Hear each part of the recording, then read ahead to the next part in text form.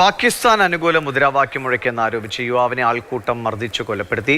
ബംഗളൂരു ബത്ര കല്ലൂർത്തി ക്ഷേത്രത്തിന് സമീപം ഞായറാഴ്ച ഉച്ചയോടെയാണ് ഈ സംഭവം ഉണ്ടായത്.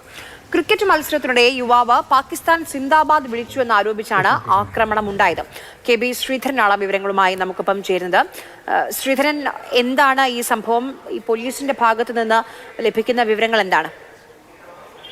ഇന്നലെ വൈകിട്ടാണ് ഈ ആൾക്കൂട്ട ആക്രമണം ഉണ്ടാകുന്നത്. അതായത് ഒരു ക്ഷേത്രത്തിന് സമീപത്തുള്ള മൈതാനത്ത് ക്രിക്കറ്റ് മത്സരം നടക്കുന്നുണ്ട്.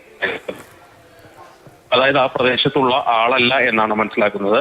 അയാൾ പാകിസ്ഥാൻ അനുകൂല മുദ്രാവാക്യം വിളിച്ചു. ഇതിനെ അവിടെ ഉണ്ടായിരുന്ന യുവാക്കൾ ചോദ്യം ചെയ്തു.